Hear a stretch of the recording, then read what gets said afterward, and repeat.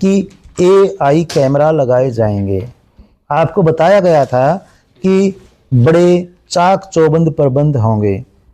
और जब हमने टेंडर इनवाइट किए, सर्विस प्रोवाइडिंग एजेंसी जब आए, तो जिस प्रकार की अव्यवस्थाएं केंद्रों पर हमें मिली, उसमें साफ जाहिर था कि यदि यह परीक्षा परिणाम जो आज इस परीक्षा की वजह से जो आगे मतलब अब आएगा, अगली परीक्षा एस्टेट की ऐसी एजेंसियों के माध्यम से करवाना, इनके सहारे पर करवाना बिल्कुल संभव नहीं होगा। क्योंकि नंबर 1, CCTV कैमरा जहां कहीं भी लगाए गए थे पूरे हरियाणा में, कहीं पर भी सुप्रीडेंट के कंट्रोल रूम में कोई डिस्प्ले स्क्रीन नहीं लगाई गई थी, जो कि सुरक्षा एजेंसी या यूँ कहिए कि उधर से जो हमें CCTV कैमरा प्रोवाइड करने वाली जो एजेंसी थी, उसके लेवल पर बहुत बड़ा फॉल्ट था।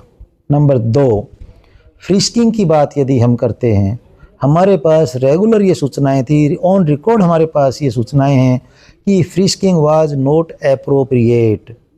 4 बच्चे फ्रिस्किंग एजेंसी ने वहाँ छोड़ रखे थे, उसके बावजूद भी बरसात का बहाना बना करके बच्चे अंदर गए हैं, बाद में फ्रिस्किंग उनकी की गई है।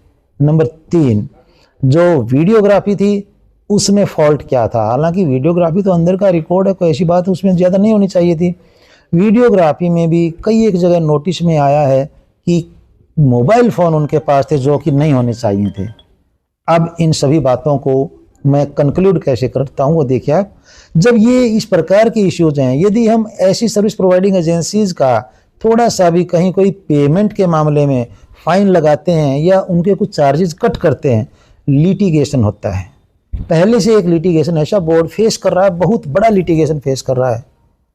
ऐसी सिचुएशन में यदि आप एक सिक्योरिटी ऑडिट करवा देते हैं, लीगलाइज हो जाती है, just like an expert view कि हाँ इस लेवल पर इतने % इसमें कमियां हैं।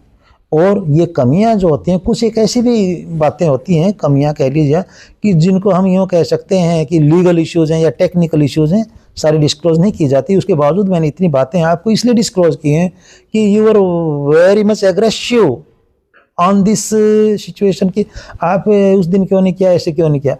और मैं आपको बता देना चाहता हूं कि जो परीक्षा परिणाम ये घोषित किया गया है, इसमें किसी भी परीक्षार्थी को किसी प्रकार का नुकसान नहीं हुआ है। सेक्रेटरी साहब का एक ही उद्देश्य था कि कहीं किसी प्रकार का असंतोष ना हो, लिटिगेशन नया ना खड़ा हो जाए। ऐसा यदि होगा तो एस्टेट कैंसिल कर दिया जाएगा। ये हमारा पूरी तरह से क्लियर कट फैसला था। आपने बताया अनियमितता मिली है, तो उससे रिजल्ट इफेक्ट नहीं हुआ होगा? उससे रिजल्ट इफेक्ट इसलिए नहीं होता है कि मोबाइल भी अंदर मिले, बताएं। उससे रिजल्ट इसलिए इफेक्ट नहीं होता है कि किसी के पास यह पहले से एक्सपेक्टेशन या मैसेज नहीं था कि इतनी अनियमितता ये एजेंसी कर देंगी। CET का एग्जाम हुआ था 4 दिन पहले, ऊपर से माननीय शिक्षा मंत्री और मुख्यमंत्री महोदय इतने स्ट्रिक्ट हैं कि सारा एडमिनिस्ट्रेशन, और हमारे पास तो खुद मैन पावर इतनी है, हर एक सेंटर पर हमारा एक ऑब्जर्वर था। लेकिन ऑब्जर्वर के अकेले के भरोसे हम यदि यूँ कहें कि भी ठीक है, उसको पेमेंट पूरा किस लिए जब उसने सर्विस अच्छी नहीं प्रोवाइड की है। यह पेनलाइज करना ऐसे सर्विस प्रोवाइडर को इसलिए भी ज़रूरी है कि ये लोग न केवल यहाँ आकर के एक अननेसेसरी कंपटीशन